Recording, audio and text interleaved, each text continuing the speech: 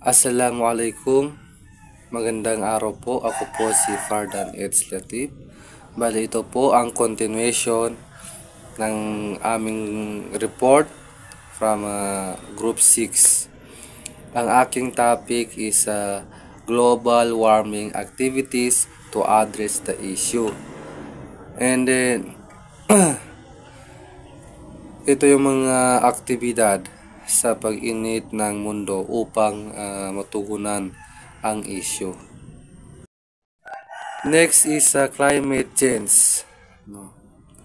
Bali, ito na yung pagbabago ng ating klima ay milyon-milyong buhay, ngunit may mga solusyon ito.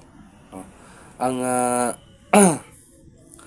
ang pagbabago ng klima ay isa ng agarang banta sa pagbago kung paano natin nakukuha ang ating enerhiya sa paglimita sa deforestation. Narito ang ilan sa mga pangunahing solusyon sa pagbabago ng ating klima. Bali, ang pagbabago ng klima ay nangyayari ngayon at ito ang pinakamalubhang banta sa ating buhay, sa ating planeta. Sa kabutihang palad, maraming mga solusyon ito sa pagbabago ng klima at ang mga ito ay lubos na naunawaan. Bali, noong 2015, nilagdaan ng mga pinuno ng mundo ang isang pangunahing kasunduan na tinatawag na kasunduan sa Paris upang isabuhay ang mga solusyon ito. Next naman is core to climate change. Ang core to climate change is pagbabago ng klima. Ang pangunahing sa lahat ng solusyon sa pagbabago ng klima ay ang pagbabawas ng mga greenhouse gas emissions na dapat na maging zero sa lalong madaling panahon. Dahil ang parehong kagubatan at karagatan ay gumaganap ng napakahalagang tungkulin sa pagsaayos ng ating klima. Ang pagtaas ng likas na kakayahan ng mga kagubatan at karagatan na sumisip ng carbon dioxide ay makakatulong din sa paghinto ng global warming. Then, bali, dito na tayo sa the main ways to stop climate change.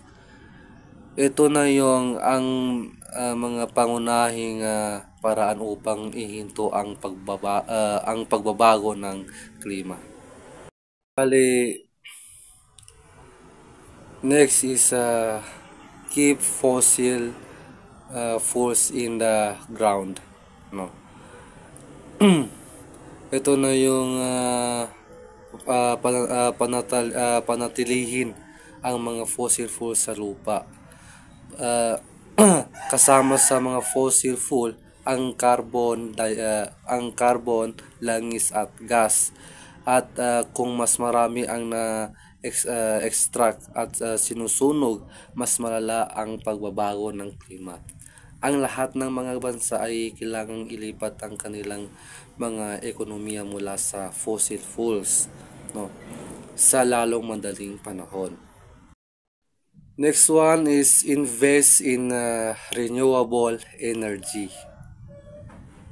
Ang ibig sabihin is mamuhunan sa nababagong enerhiya. Ang pagpapalit ng ating mga pangunahing pinagkukunan ng enerhiya sa malinis at nababagong enerhiya ay pinakamahusay na paraan upang ihinto ang paggamit ng mga fossil fuel. Kabilang dito ang mga teknolohiya tulad ng solar, wind, wave, tidal at geothermal power. Next naman is improve farming and encourage vegan diets. Ang ibig sabihin naman is pagbutihin ang pagsasaka at hikayatin ang mga vegan diet. Ang isa sa mga pinakamahusay na paraan para sa mga individual na tumutulong na pigilan ang pagbabago ng klima ay sa pamamagitan ng pagbabawas ng kanilang pagkonsumo ng karne at paggawa ng gatas o sa pamamagitan ng pagiging ganap na vegan. Ang negosyo at retailer ng pagkain ng Pilipinas ay maaaring mapabuti ang mga kasanayan sa pagsasaka at magbigay ng mas maraming produkto na nakabatay sa halaman upang matulungan ang mga tao na gumawa ng pagbabago. Next naman is protect forests like the Amazon. No. Ang ibig sabihin nun is protektahan ang kagubatan natin tulad ng Amazon. No. Protektahan ang mga kagubatan tulad ng Amazon. Ang mga kagubatan ay mahalaga sa paglaban sa pagbabago ng klima at ang pagprotekta sa kanila ay isang mahalagang solusyon sa klima. Ang pagputol ng mga kagubatan sa isang pang-industriyang sukat ay sumisira sa mga higanteng puno na maaaring sumipsip ng malaking halaga ng carbon. Ngunit sinisira ng mga kumpanya ang mga kagubatan upang bigyang daan ang pagsasaka ng hayop, toyo o mga plantasyon ng palm oil. Maaaring pigilan sila ng mga pamahalaan sa pamamagitan ng paggawa ng mas mahusay na batas. This is protect the ocean. Protektahan ang mga karagatan.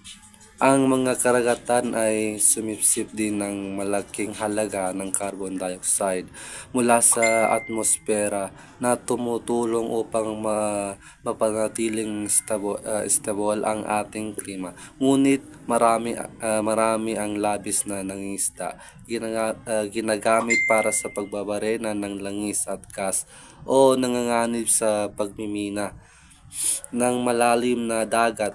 Ang pagprotekta sa mga karagatan at ang buhay sa mga ito ay isang paraan upang maprotektahan ang ating sarili mula sa pagbabago ng klima. Is reduce how much people consume. Ang ibig sabihin nun is ito yung bawasan kung gaano karami ang kumukonsumo ng mga tao sa pagkain at iba pang mga pagpipilian sa pamumuhay ay may iba't ibang epekto sa klima. Ito ay madalas sa pamamagitan ng disenyo ng fashion at mga kumpanya ng teknolohiya. Ang halimbawa nito ay maglalabas ng mas maraming produkto kaysa sa mga makatotohanan ng kinakailangan, ngunit habang ang pagbabawas ng pagkonsumo ng mga produktong ito ay maaaring mahirap, ito ay tiyak na sulit. Ang pagbawas ng pagkalahatang pagkonsumo sa mas mayayamang bansa ay maaaring makatulong na mabawasan ang stress na sa planeta. Next is switch to sustainable transport. Lumipat sa napapanatiling transportasyon, no? At ang mga barko ay gumagamit ng fossil fuel at diesel na mga sasakyan, eroplano, ang pagbabawas ng paggamit ng sasakyan, paglipat sa mga dikuryenteng sasakyan at pagliit ng biyahe sa eroplano ay hindi lamang makakatulong sa paghinto, no, ng pagbabago ng klima at ay magbabawas din ng polusyon sa hangin. Okay. Bali, ang next is help us keep our homes cozy. No? Ang ibig sabihin nun is tulungan kaming panatilihing comfortable ang aming mga tahanan. No? Ang mga tahanan ay hindi dapat matuyo at malamig. Ito ay isang pag-aksaya ng pera at miserable sa taglamig.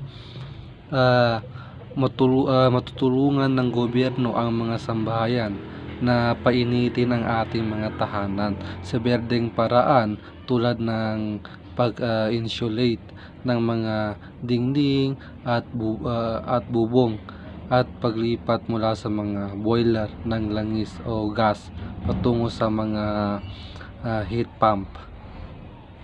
The last one is restore nature to absorb more carbon.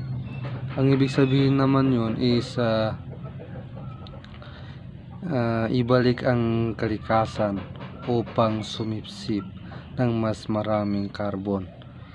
Ang natural na mundo ay napakahusay sa paglilinis ng ating mga emisyon, ngunit kailangan natin itong pangalagaan ang pagtatanim ng mga puno sa tamang lugar o pagbabalik ng lupa sa kalikasan. Sa pamamagitan ng rewilding scheme ay isang magandang lugar para magsimula.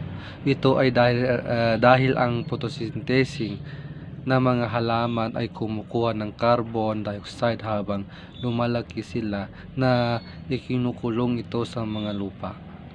And yun lang po, maraming salamat sa pakikinig and maraming salamat.